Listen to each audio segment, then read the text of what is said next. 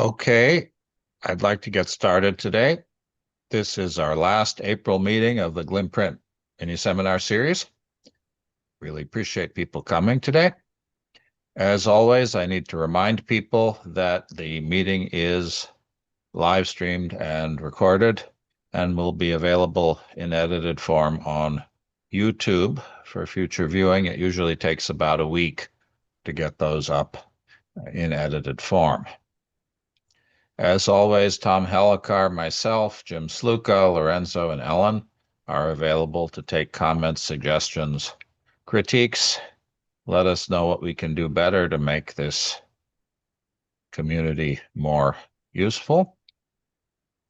We have a variety of communication channels. They work better if we use them.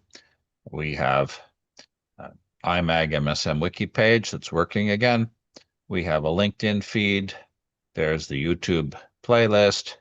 There is also a YouTube channel proper.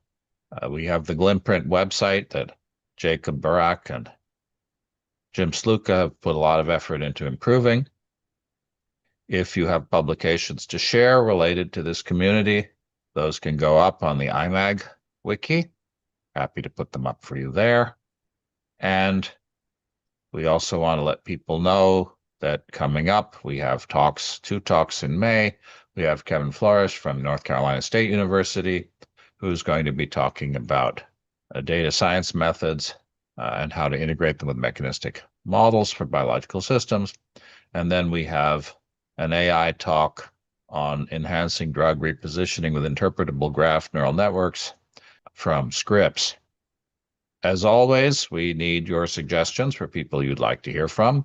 Feel free to suggest yourself, your students, your postdocs, but also anybody who's written a paper that you think is interesting recently.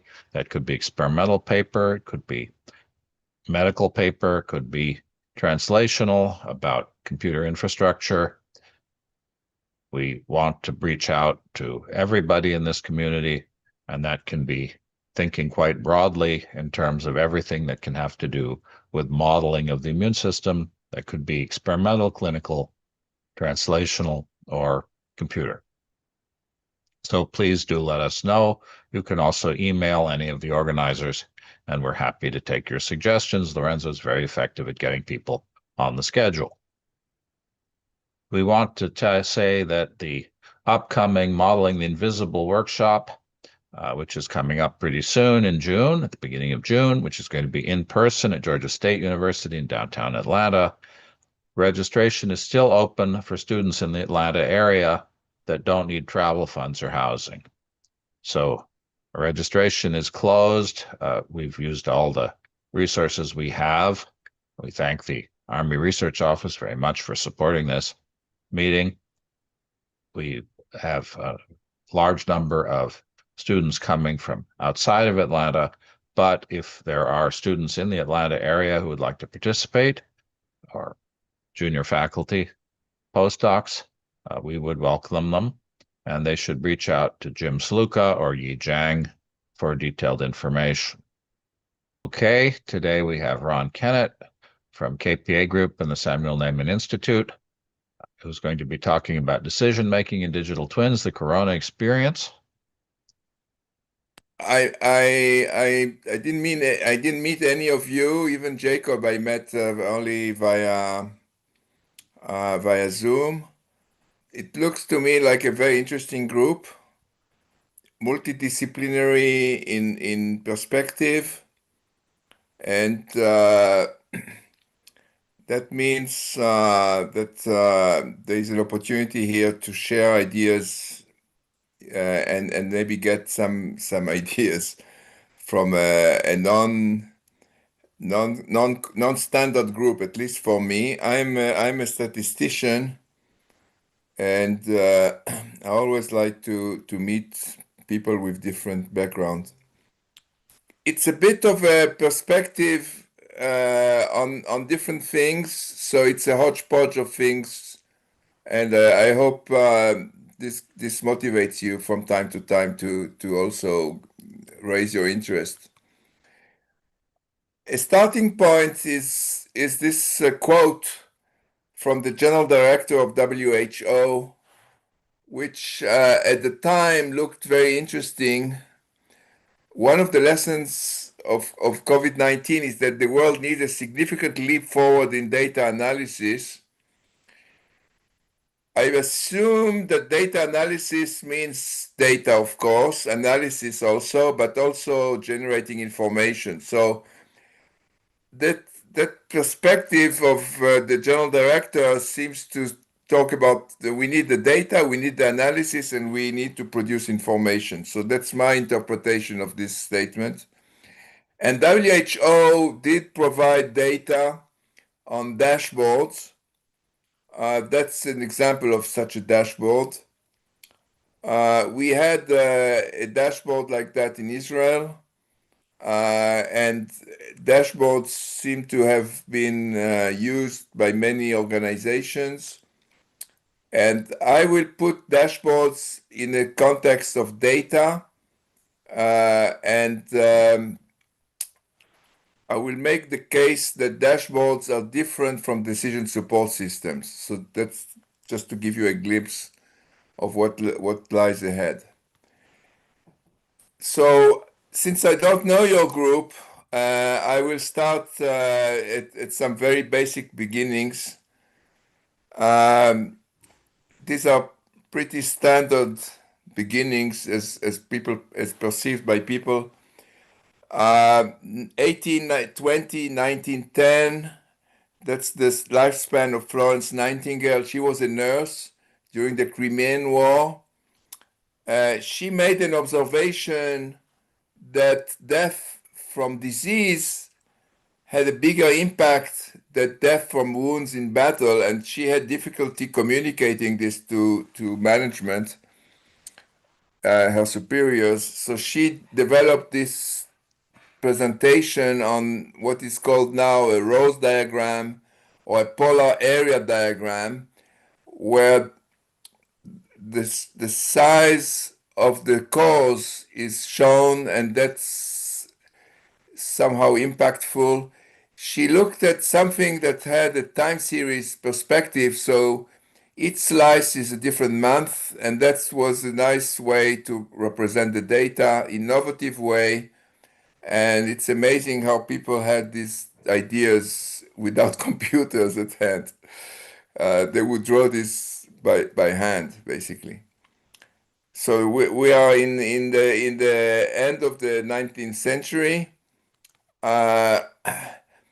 Another person that is well known is Dr. John Snow. He was a physician in London. There was a cholera pandemic. He mapped the location of diseased people in a quarter, and he somehow found some clustering that was then by visiting the location. So that required some work by feet. It was related to a pump, which is where people were drawing water from. And this physician did something quite incredible. He's a physician, right? He's supposed to treat people for illness. He dismantled the pump. That was the fix for the problem. And he became very famous. Books and lots of things have been written about him. I don't know if you're familiar, but John Snow is the initiator of this type of representation of data, which is geolocated information. So this now is data with analysis through geolocation and information which came from actual on-site visits. And then World War II, we have these war rooms, very famous war rooms. They are very much retrospective in scope. They show you, it's basically like a rear view mirror in the car. It shows you where have we been.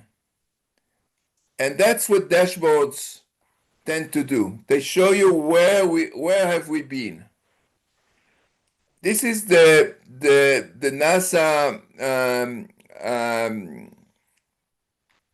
control center with lots of computers and possibilities to do some look forward analysis. They have simulations available. When the tiles dropped from the Columbia, they could simulate what would be the impact. Unfortunately, their simulations were on the wrong scale. So they thought that the Columbia could re-enter, which was obviously not true. But anyhow, that's a forward-looking system, and that's what I call a decision support system. And I will contrast that to dashboards. At the Technion, where I'm affiliated, the Samuel Neaman Institute is affiliated with the Technion. There is a social decision support system where data from communities, you can see the map of a certain region of Haifa, is presented on screens, and the data is shown with different capabilities that are somehow exciting. You can see, for example, education level on these screens, and it's the basis of what is a social decision support system. And this YouTube and this link here would give you more information if you understand Hebrew. That's another example, and that's where the term social digital twin has been introduced. So we have the actual urban area, and we have the digital twin of this urban area, which is used to help make predictions and make decisions. So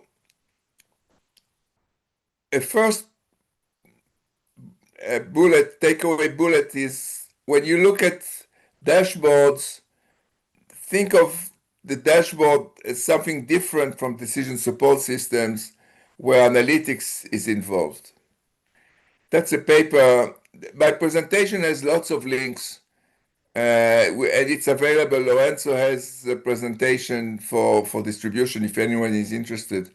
But if you just do the search on Bayesian network applications in decision support systems, you'll get immediately the link.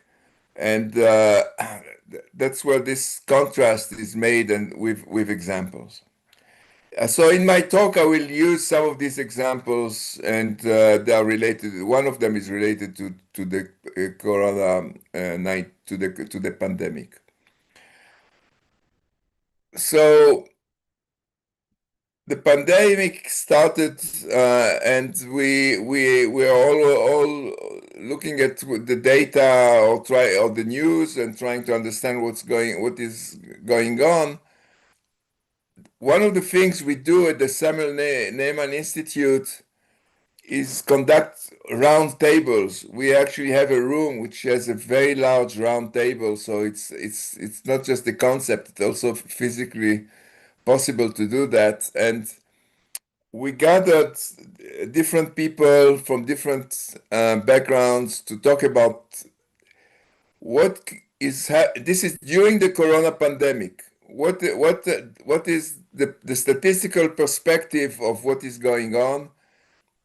We identified three phases. The let's try and figure out what's going on phase, where the data was calibrated, the definitions of what people were recording was looked at so that we could actually integrate data from different sources.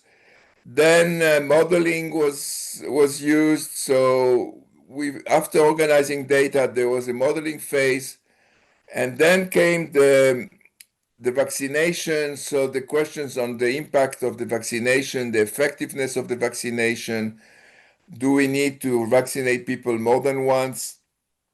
What's the effect on pregnant women, etc., etc.? So we actually identified three phases of handling the pandemic, and that eventually appeared in an article in the Israel Journal of Health Policy Research. The title of that paper is "The Role of Statisticians in the Response to COVID in Israel." and that's also an open access paper. So what I just described to you is presented there, and also the highlights of the roundtable are listed in that paper. That gets me to the core of what I'm going to present, which is an integrate. This is work with my Italian colleagues, from the Statale in Milan, the University in Milan, and that was a very interesting joint project we did. The title of that paper is Integrated Analysis of Behavioral and Health. So, okay, we have a pandemic. This is before the vaccinations showed up, and we used Bayesian networks and structural equation models to do this integration. So I'll give you a glimpse in GLIM as to what we did there. So again, the first step is to collect data, and Google had a fantastic source of data called Google Mobility, which tracks mobility of populations. And obviously there was data on health from ministries of health. That was both in Israel and Italy. We then integrated the data by using Bayesian networks. I will give you some details in a second. We confirmed the derived networks with structural equation models. Then we discretized the data in a way that was relevant to the different countries. The criteria in Israel, which is 10 million, 9 million inhabitants, are different than Italy, which is 50, 50, 55, maybe 60. I don't know, Lorenzo probably knows, a million people. So it's different order of magnitude. We calibrated the data, and we compared and contrast. It was very useful to have a study done in two different locations, because the compare and contrast highlights things that you might not see if you only do the study in one location. So you might call this methodology CIA DCC or whatever you want. This is the flow chart on how we started. And in that period, we had the non-pharmaceutical interventions affecting the data. So this is where we are headed, analyzing the impact of non-pharmaceutical interventions. In parallel with that, I will mention this briefly. Nature published a manifesto on models, and lots of people were part of that. I was not part of that, but Andrea Saltelli, he initiated this, and we had lots of talks with him on that. So there was a look at models as serving society. So you have to keep in mind, this is not just science per se, it's society at large. And the manifesto is listing 6 perspectives: the assumptions, the framing, the consequences, and the last assumption, the last perspective, which I like a lot, is the role of models in formulating questions. This is very, very important, often neglected. The models eventually help you formulate questions, and they are not dedicated to just mimic the reality. They are there to help you formulate questions, and in that way, simpler models are very useful to try out. So I'm referring you to this article in Nature, this manifesto, which I thought was an interesting read. And it looks to me that your group might be interested in looking at that manifesto in more detail.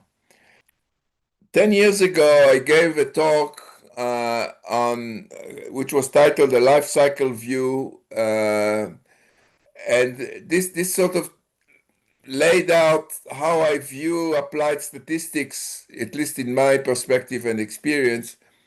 And obviously, there is an initial phase of problem elicitation. This is talking to the domain experts. Then there's a joint effort to formulate goals. The data is collected, the analysis is performed. That's where statistics is usually confined to data analysis. I say no, statistics should start with the problem for formulation. Then the analysis creates findings. These findings need to be operationalized. In other words, what can we do with the findings? They need to be communicated. Different audiences need different communication media, and some impact assessment follows.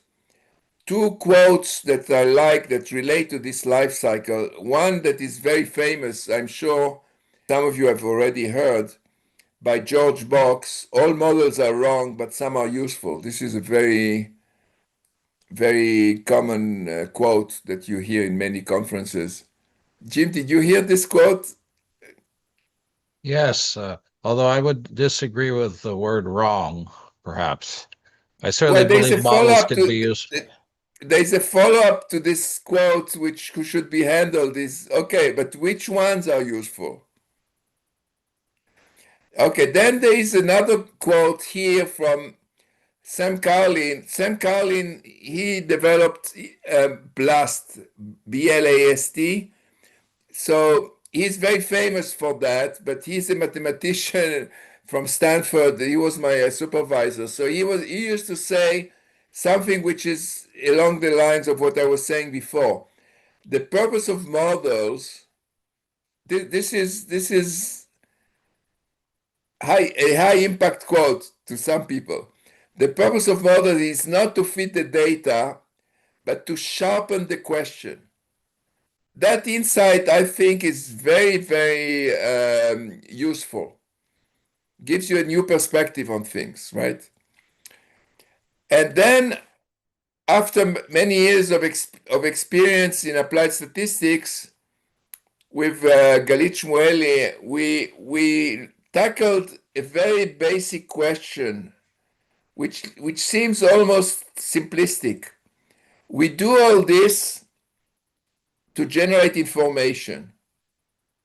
How are we generating information? So I watched some of the seminars that were given previously and try and track what your group is doing. Are you generating information? That's it's simplistic, right? We were able to develop a framework. I will mention this framework in one slide, and we have a book called Information Quality, and this is the cover of the book. This cover has two elements. The first element is that it's a color blindness test, right? So you have to see 42. Some people do, some people don't. But the second element, which is even more interesting and is generation dependent, is what does 42 mean? Some people smile, some people don't even. You see, that's a generation gap, Jim. Some people know, some people don't. It's very simple. So in this idea, I will skip this because I was told there was less time than I expected. So in this study, we wanted to generate information. This I'm back to the COVID data from health ministries and to the Google mobility data, which was telling us what's the use of transportation, the shopping malls, what's the percentage of the population that is going to shopping malls? That's what Google Mobility was presenting. How many people are admitted to the ICUs? So if you do that, you can have these networks. This is a structural equation model. The previous one was a Bayesian network. The advantage of SEMs is that it allows you to test the links. The Bayesian network will set up the links. There are different algorithms to do that. And now that you have a network which links these different types of variables, you can study the impact, for example, of closing airports. If you close the airport, what's going to happen in the ICU? If you open the airport, what's going to happen in the ICU? So this was something that was potentially of use to decision support system, to decision makers who could see the impact of non-pharmaceutical interventions. The advantage again in using discrete Bayesian networks is that they are working on discretized data. So each of the categories is used here, and the links correspond to conditional probability tables that look at what happens condition on the parent, and the discretization could be done differently in Italy and in Israel. So the green status was when hospitalization was less than 5,000 in Italy and less than 250 in Israel. So you see the advantage here is that you can calibrate the data in a way that makes sense. If I understand right, these are correlative network models. They're not transport or dynamic network models. Because the question was about, do you model delays in your inference for closing the airport to the number of patients in the ICU? So the question has two elements: the causal aspect and the lag aspect, the delay aspect. The delay, we did study the delay. We have not, in the paper, we are not presenting, we are not making causal statements. And that gets me to this. It's a great question because that's exactly the slide I'm showing. This doesn't get us. So in trying to put some order into this issue of causality, a book that I recommend very highly is the Book of Why. The title by itself should sell and should be interesting. In that book, Judea Pearl makes this conceptual distinction between association studies, intervention studies, and counterfactuals. That's what I've done before. What I've showed with the Bayesian network and the structural equation model is indeed association. I'm at that level. To do the intervention, you need to do something called apply, for example, the do calculus. And the conditioning that I've shown is not the do calculus. It's a light version of the do calculus, if you want. That gets me now back to this question of, okay, we do all this because we want to generate information. Are we achieving that? What is the quality of the information that we generate? So let's start with a definition. And that now this refers to work I've done with Galit Shmueli. What is information quality? The way we defined it is the potential of a data set to achieve a particular goal using a given empirical analysis method. This is striking because it means that if you want to talk about information quality, you must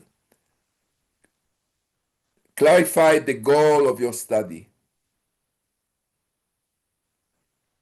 So to talk about the information requires eliciting the goals. Remember, in the life cycle, I talked about that, but the goals are very important. It's not the data, it's the goals.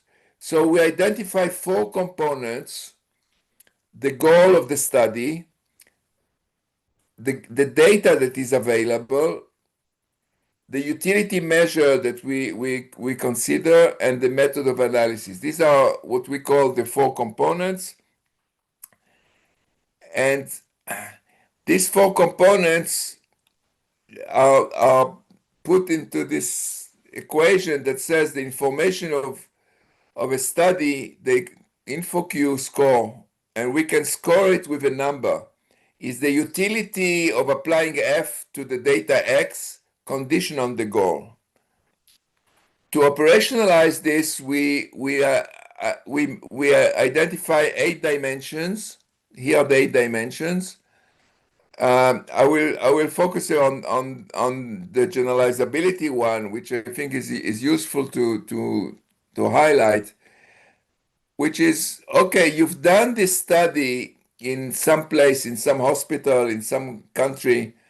How can you generalize the findings to a wider group? So you might say this is the essence of statistics. The statistical inference takes data from a sample and says something about the population. But then there are other ways to generalize. AI, predictive analytics, is another way. Intuition is another way. The physician you go to, he will have seen several patients before, and that gives him intuition that he might use to generalize the situation you have. So the issue of generalization can be considered in different ways. Some based on hard data, some on soft data, and some on intuition. Physics and chemistry are looking at models, mathematical models that also aim to generalize. In the life cycle, you remember the end of the cycle was how do you communicate findings? So this was a study with physicians that are specializing in children allergies, and they described some studies. I helped them in the statistical analysis of their studies, but then they also talked about how do we present the findings. These are clinical studies to parents of the children in terms of restrictions they must adhere to, etc.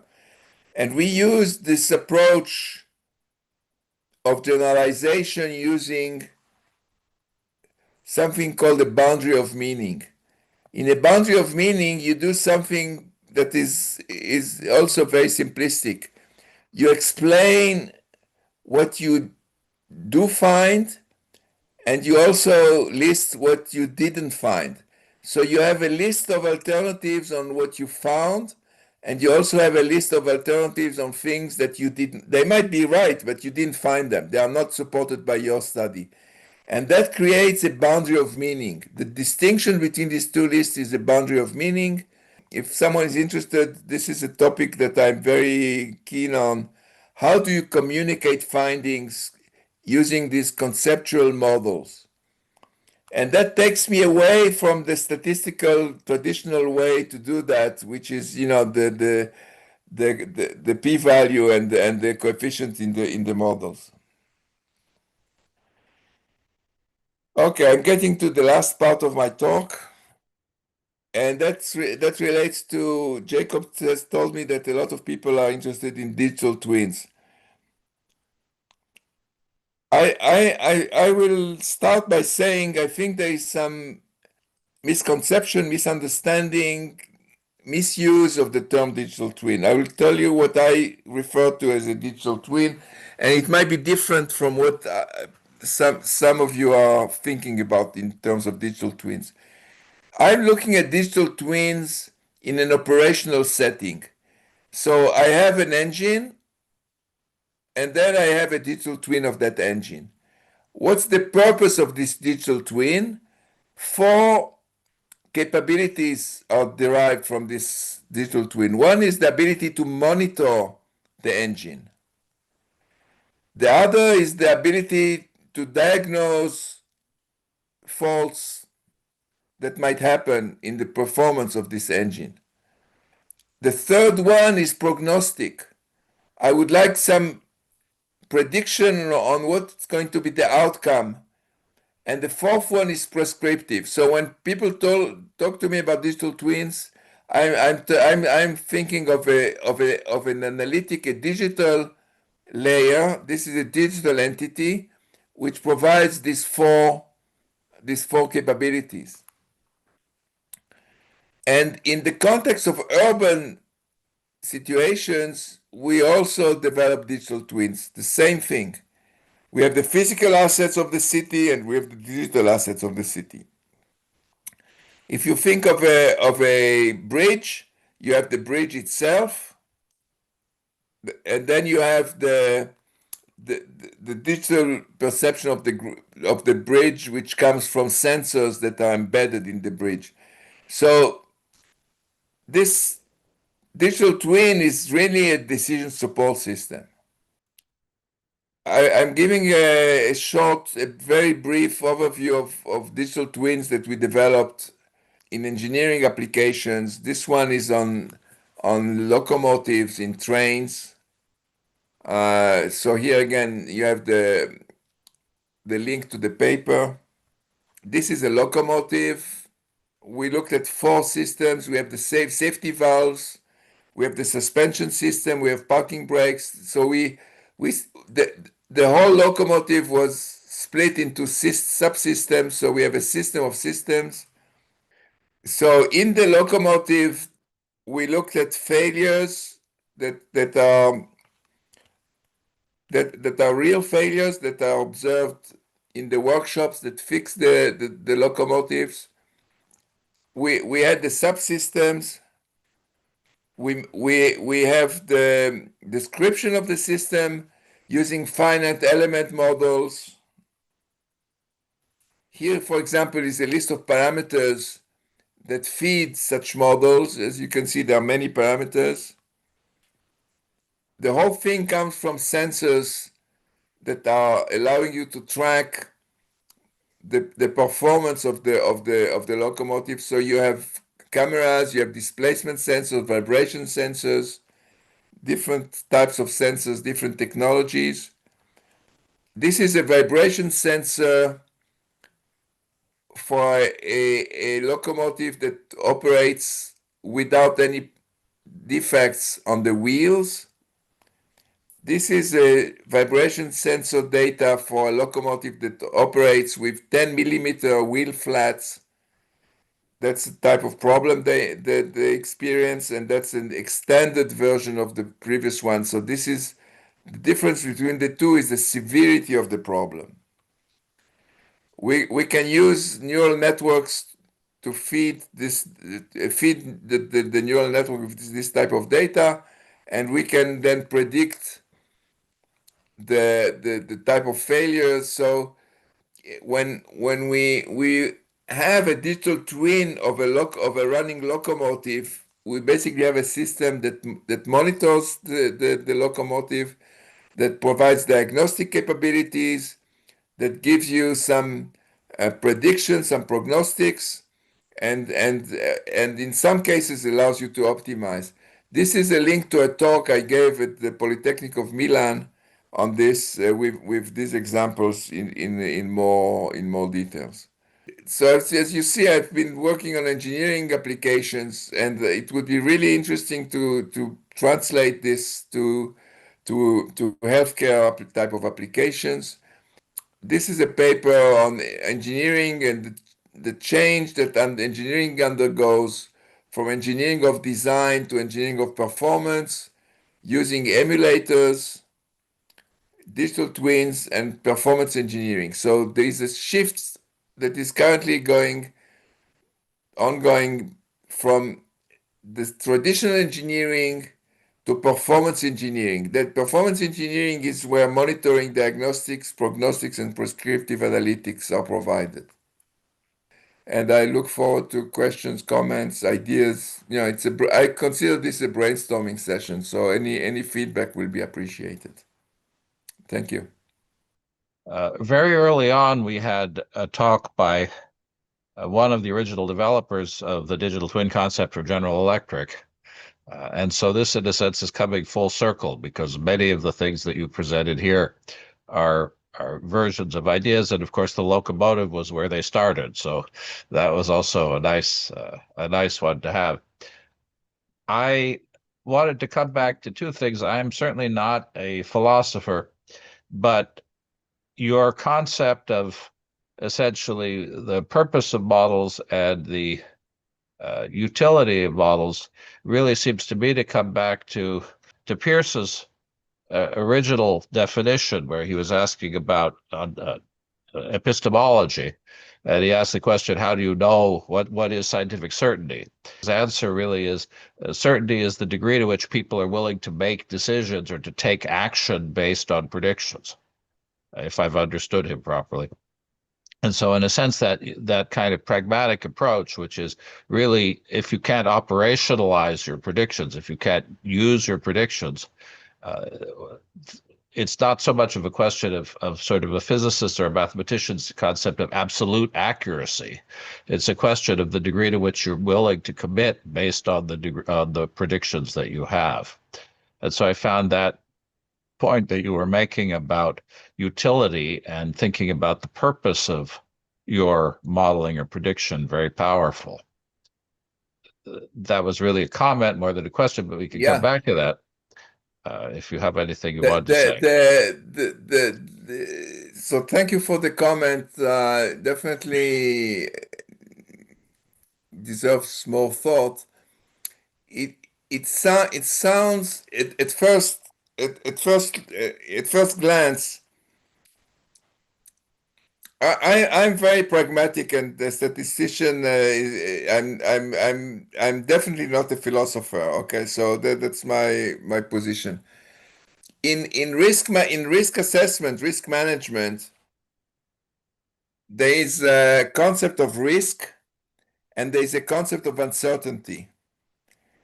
And with technology being pushed ahead, some of the uncertainty becomes a risk because it is modeled and measured. So the uncertainty is reflecting on where we are as a human race. The risk is where we are as a group that has experienced something. And I think that's the key difference here.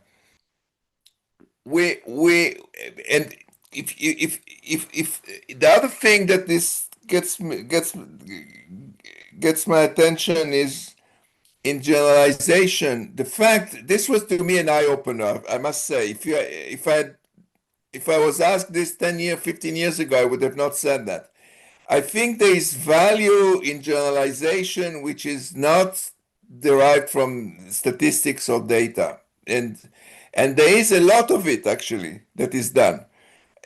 And we have to acknowledge it. It's not that people are lazy and they don't. In many cases, it doesn't make sense to generalize from data.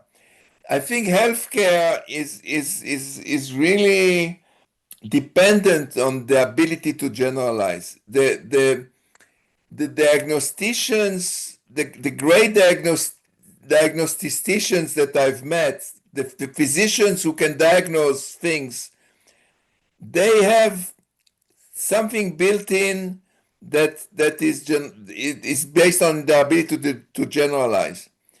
I think we can help them with good data and good models. I think we can make it even better.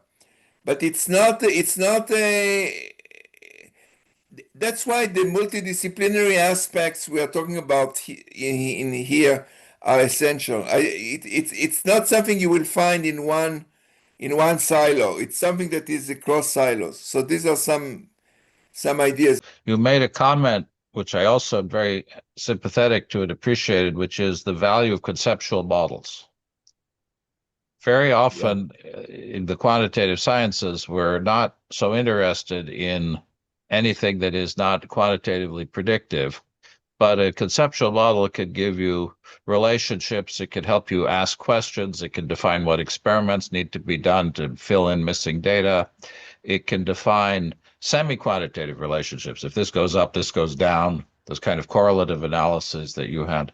And so Yeah. I think it's very important to say that conceptual models could actually be both the construction of conceptual models by itself could fill in, could identify gaps in understanding. And then the use of conceptual models, which is something our brains do all the time, is actually valuable. You don't necessarily have to reduce to purely quantitative models to have actionable results from the model. Yes, but you still need to frame this. Sometimes these comments, the comment you just made, is interpreted as, it's free on the bar. Let's do whatever we want. And that's the danger of this. It could be interpreted as, okay, anyone can do whatever he wants. That's not what I'm saying. Not at all. Conceptual model building is a very rigorous discipline, Right. which we don't teach very well in scientific disciplines. We sort of assume that people know how to build conceptual models. When we teach modeling in the biological context, people don't fail at the hurdle of taking conceptual models and making them quantitative or coding them or analyzing them. Where they fail is going from the complexity of the information available to them and extracting conceptual models from it. So I had I met a few years ago a very important professor of medicine in Turin. He was teaching biological pathways, and that was conceptual in scope. And he was he was he was an outcast. He was completely different. He was different from all the others because he was taking a conceptual perspective. So this is also, there is some danger in this. People might not react to this in a good way. They might be resentful. Thank you. John, go ahead, please. I really appreciate that early in your presentation, you were pointing to the problem of, does the model answer the question that needs to be answered by different people in that complex social network of political and public health activity and decision making. And before we all got distracted by COVID, I think that the modeling community on the social science and the medical side was beginning to adjust to the idea that validity was not the goal of a model. The goal of the model was that the model would provide creditable information to answer a question. And as you were speaking, I got this sense that I remember all these predictive models for COVID. And it's like, what did the modeler set out to do? And I'm now convinced that most of the modelers set out to build a model. That was the goal, build a model. What's something really handy to build a model to? Predicting the number of cases. All right? Why? Who needed to know? Who was that? Where did the number of cases come up as the sole thing that we needed to know in order to prevent the number of cases? And your specific slides with the idea of counterfactual, it's like if the ideal world would have been if I can know how many there's going to be, I can do something so that that number will be wrong. But to make it worse, the models all got tuned to trying to predict some number 3 months from now. And you address that idea of the time delay between the model and when you can know whether it's right. So the question keeps coming back to, do the modelers talk to the people, the different kinds of groups at your round table where you bring in a lot of different people to say, what is it you need to know? And the answer may be, what I need to know is why you're picking certain variables to predict the number. Because what I need to understand is what are the variables and the things that I and my side of the problem could get in there and change that would change the number. Well, but no, we built the models, we made the predictions. A few of them began to get to where they could predict numbers that were coming up. And then once we got it all done, we figured out that they were all predicting numbers that were wrong because the numbers they were trying to predict were all miscounted numbers from different databases. So I just appreciated your recognition in your presentation that this isn't just about building models. Yeah, there's not much I can add to this. To these comments. I think maybe a point to discuss, maybe not now, is the learning element. There's some irony in papers that are published. I wrote many papers that are published, and they are carved in stone. But if I look at the paper I wrote 20 years ago, there are things that I would change. I cannot do that. So I think the publication process should allow for updates or review or revision or whatever you want to call it. And there's no way that it will happen now under the current business models. The only process that exists now is a retraction. You can either keep it, stay still, or retract. These are the options. I think healthcare needs to find some ways to do that. Maybe the situation in healthcare is better, but especially that you start with case studies. You have two people, and okay, and now we are able eventually to run a designed experiment, a controlled experiment. So okay, what do we do? Do we update the case study or leave it as is, or even just add references? How to gather information is an open question. That's an interesting point. Although somebody might argue that having the traces of what happened is very important, and so you don't want to change the past. To have the traces is different from it's not changing the past. You can keep the trace. That's not the question. The question is, are you able to add layers of knowledge? I always like the analogy with one of my favorite time-wasting computer programs, which is Lightroom, which is a photo editing suite.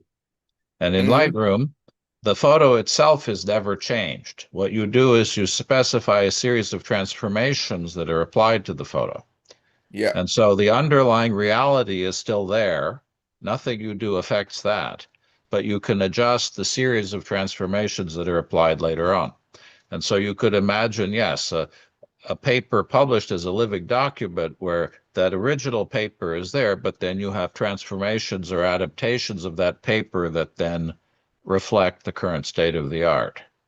And so you have essentially versioning, but in a more loose or perhaps a more productive way that can go forward from that initial publication. I think you're right. There isn't really a good model for how to do that in scientific publication. GitHub allows you to do that for software, but it's not so obvious how you would do the equivalent for publication. That by itself deserves a conference. Well, many of the things you've raised are conference worthy. Jacob, you've been patiently waiting. You had some comments. I want to divert it in direction that will be interesting for this group. A lot of people here do digital twins, but they do it for biology. Ron comes more from the engineering background, although he's a statistician.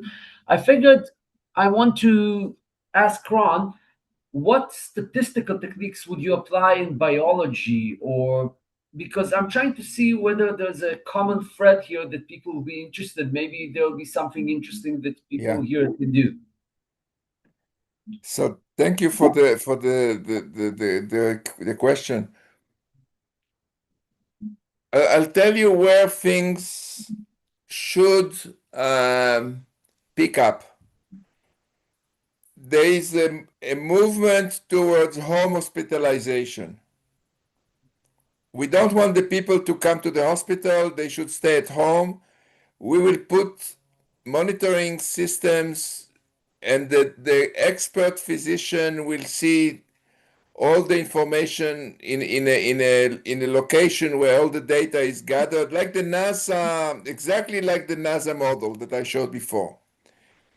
Okay, so now you will have room for a digital twin of patient number 562, so that you can also make some what-if studies. I will give him some treatment, and what will this do to him in a general sense? I can test it. I don't have to test it on the patient. I can test it on the digital twin. So I think that home hospitalization will open up huge opportunities for digital twins in the sense that I'm talking about. I think that's an important point. Your list of your 4 monitoring, prognosis, and so on. The design, right, control isn't a term you use, but control would be, right, therapy optimization. What are our options for intervention, and how do we achieve a particular desired outcome is a control problem. And so that's clearly one application. Another one, which you didn't mention, although it may be implied in your analysis of digital twins, is very important in medical context, is you can't treat and not treat the same patient. And very often in medicine, you don't actually know if your treatment is working because you don't know what would have happened if you hadn't treated. Yes. And therefore, the concept of a virtual control, where you're able to forecast forward what would have happened if you had not intervened, so you can determine early whether the treatment is working or not, is an important application. Another one is anomaly detection. Has something changed fundamentally, which is a diagnosis problem? We're monitoring somebody's health state in some abstract way. It's going to change in time. The question is, has the underlying model that is generating that health state changed, in which case you now have a pathological condition? And again, you want to be able to identify that anomaly as early as possible. But that also implies the concept of a control, because you have to be able to make a comparison between what you would have expected and what's observed. So all these are excellent, really good points. What I can add, we've treated patients with condition A. We have a lot of experience. Now we have a patient with condition A prime. He is a bit different. How can we generalize from the information that we have on patients type A to patient type A prime? Now they do things that are quite incredible. The FDA is allowing for something called Bayesian borrowing. I don't know if you heard this term, Bayesian borrowing. to run clinical trials in children is hugely complex. So we have data from adults. Can we allow, can we, what do we know about children from the data on adults? And there is a whole discussion now, and some drugs have been approved that are based on statistical transportability type of analysis. So I think the analytic world has a lot of opportunities in the future. I think, and not necessarily in the way it used to be packaged. I think there will be new packaging of that, which is great for your group. I think your group has is the right thing at the right place at the right time in that sense. I agree that there are many of these kinds of opportunities. The generalization presents a variety of questions. How do you generalize from one type of treatment to another? How do you generalize from one particular disease state to another? How do you generalize from one individual patient to another?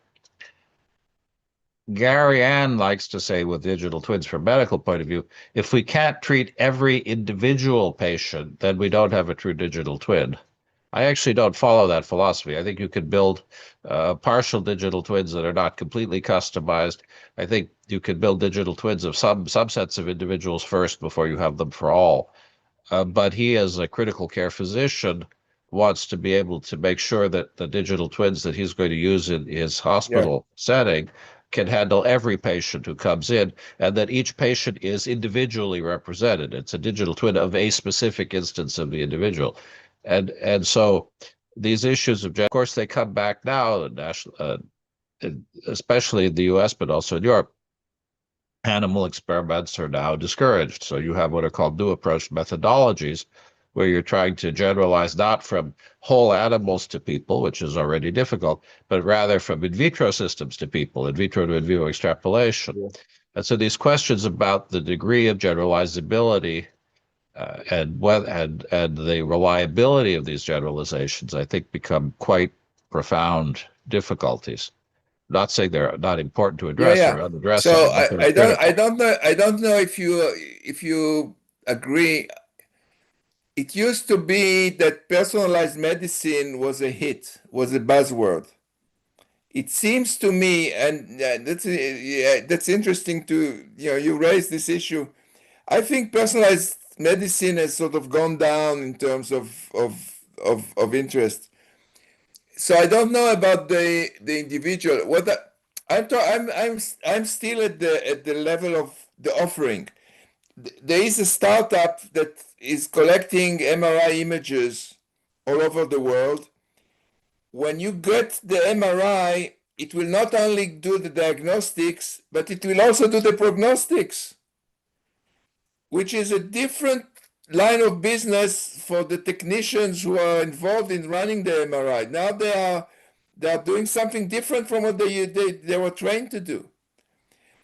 And the opportunities in making prognostics and the ethical implications, now you get into all sorts of issues, are immense. So, the other day someone was telling me that in China the doctor gets paid for visiting healthy patients, and he doesn't get paid for treating sick patients because he's not doing his job. When the patient is sick, he missed the point. Okay, that's the opportunity. That's why I think, but all this, we should move from the theory to the reality. I think that's why I think home hospitalization is good, because it makes it real. For you can do the economics of home hospitalization. This is a business where people can take an Excel spreadsheet and put numbers in. Right. Well, a digital twin is you focused on measurement, and you have to be able to have a data stream to have a digital twin. You have to be able to make measurements of the individual. One problem is humans aren't usually kitted out with measurement, although we may have a Fitbit now or home hospital, you may have measurement. The second is you have to have some kind of computational forecaster that says if your current state is this, the next state is likely to be this. The next thing you have to be able to do is have a comparator, which is to say, is the observed state the same as what's predicted or not? Because these are stochastic models, so you can't just assume that the numerical values are going to match. And then you have to have an actuator. You have to be able to take action based on what's observed. And I would have thought that in home hospitalization, one of the problems is going to be that actuation may be difficult. You don't have a physician there to resuscitate the patient. You don't have somebody who can come in the way you would in a hospital and take a whole variety of actions, because there are many outcomes which might not be within the confines of the particular devices that are provided in the home hospital. Of course, the action could be call the ambulance, but there's perhaps more delay in a home hospitalization setting. This is a bit, in engineering, there's a lot of attention now given to condition-based maintenance, not preventive maintenance, and not fixing problems. We want to be 3 steps before the problem come up. So yeah, they cannot resuscitate someone at home, but he should not be in a state where he needs resuscitation. That's the point. Yes. We, Well, we, we should be good. We should be good enough to alert people, maybe give some attention to people whose probability moved from 52 to 65. Okay, now we have to do something. That's where we are headed, I think.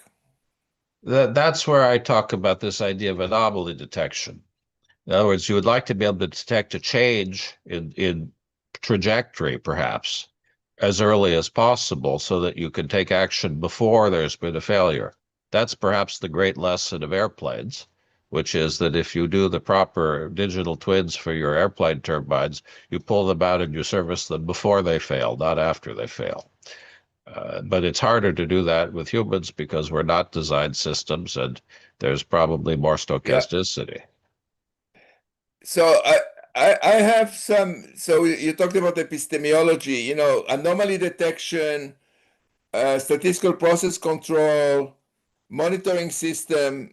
I try to blur the distinction because I don't see really valuable distinctions that justify the terminology differences.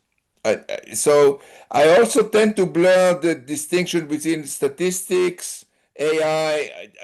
What are you talking about? We're talking about analytics. Well, our world is very much a mechanistic modeling world and very much a dynamic prediction world. So the people in our community tend to want to predict time series and evolution across time. They're related, but they're not. There are different, slightly differences in emphasis and style between people coming from a more statistical analytic perspective and a more perhaps what we would have traditionally called a physics-based or mechanistic approach to prediction. They're both important, but they do start from slightly different places, and the flavor of the way people think about problems is sometimes slightly different. Yeah. Jacob, you had another question. Yeah, it's a follow-up to what you said. You said that the world is going towards a whole home hospitalization. And you started talking with dashboard. When your initial talk was about dashboards, like the first few slides. How do you see dashboards there for the doctor? He's now monitoring patients at home. How do you see the dashboard the doctor will see? And also, what statistical elements are you going to include there? So when you present, you were talking about information. My bias is to focus on information quality. And the last dimension in the information quality framework is communication. If you go to the operating room and you have 12 systems that ring an alarm because of something, what people will do always disconnect the alarm. So the way this is set up, I think requires more thinking than this straightforward business intelligence approach to dashboards, which is let's give some graphs and let's color them green, yellow, red. How do you present information in a way that is operationalizable and maybe dependent on the customer? You know, maybe John clicks and he gets A, and Sarah, she clicks and she gets B. And I don't see that level of adaptation yet.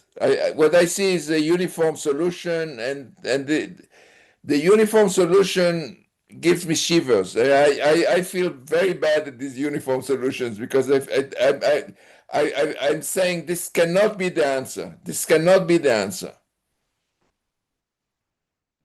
So yeah, I don't know.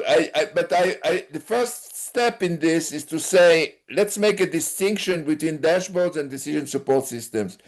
What you have is a dashboard. Let's call it that. Here I'm strong on the semantics. That's a dashboard. Don't think it's not more than that. Well, your point on information overload is an interesting one. There are plenty of analyses of airplane crashes where information overload was a major factor.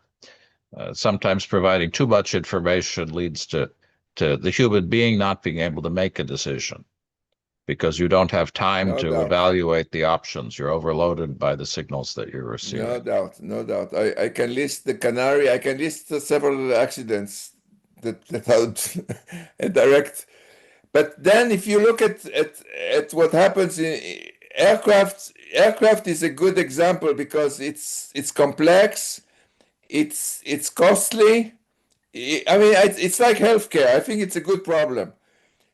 So you know that the assistant pilot role in this crew entity is sometimes not clear. The assistant pilot might raise the alarm.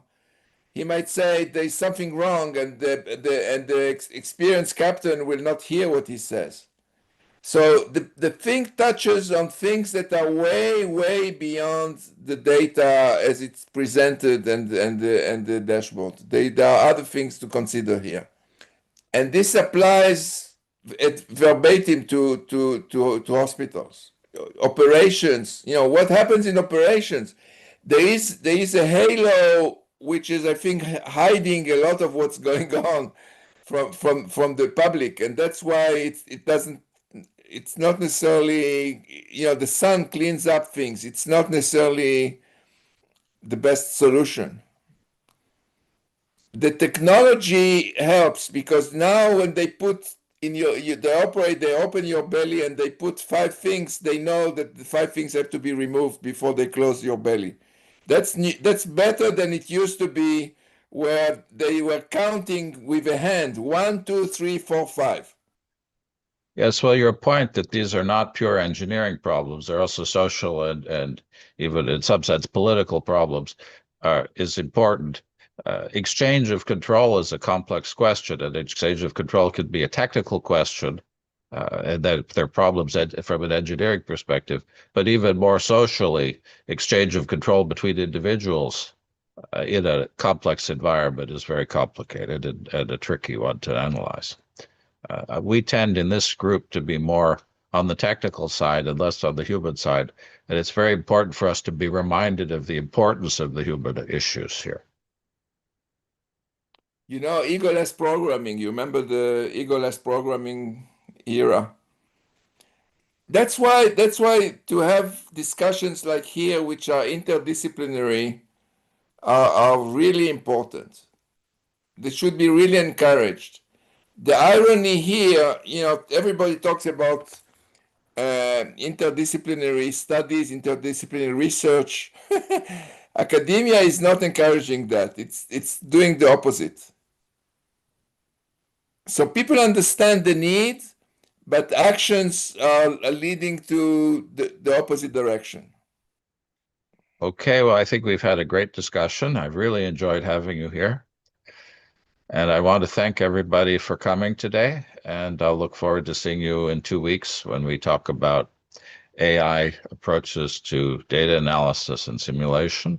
And I hope you'll come back, Ron, and give us another talk. I think we would learn a lot from having you dive into some of these problems in more detail. They're definitely worth another seminar.